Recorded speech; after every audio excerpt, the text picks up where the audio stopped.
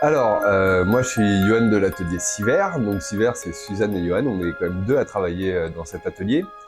Et donc on travaille le verre au chalumeau. Donc je sais pas si vous voyez le chalumeau qui est là. Et la matière première, c'est des baguettes de verre colorées. Ça peut être opaque ou transparent.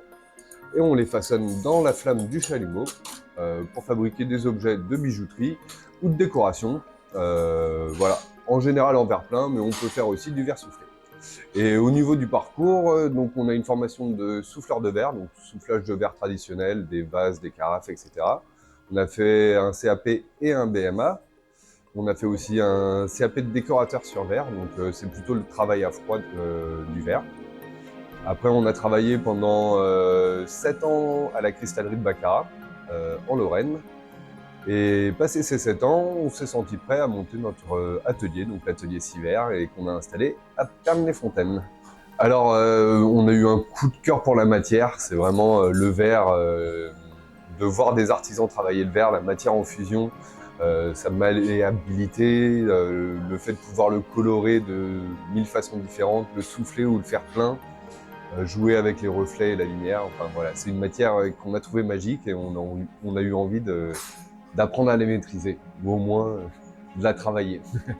Alors les journées européennes des métiers d'art, c'est intéressant parce que on est ouvert au public. Alors on est ouvert à l'année, mais là c'est vraiment une journée dédiée où on va vraiment expliquer notre métier, sensibiliser sur le métier, le fait que ce sont des métiers rares, et essayer de faire découvrir ces métiers-là. Nous maintenant on travaille au chalumeau, puis en soufflage à la canne par exemple, c'est un métier qui est beaucoup moins connu.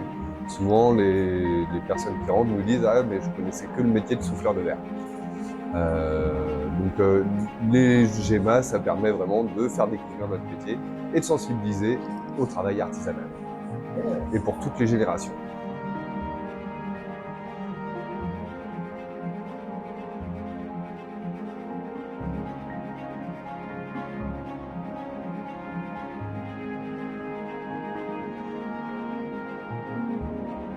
Petite anecdote intéressante, c'est quand on a des enfants qui passent dans la boutique, souvent ils aiment bien notre travail.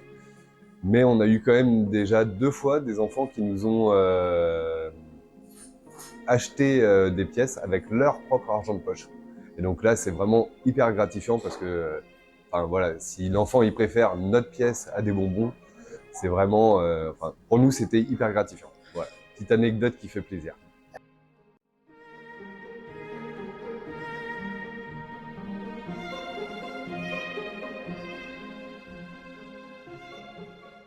On a travaillé pour un forgeron, son atelier s'appelle l'atelier Rouge Cerise.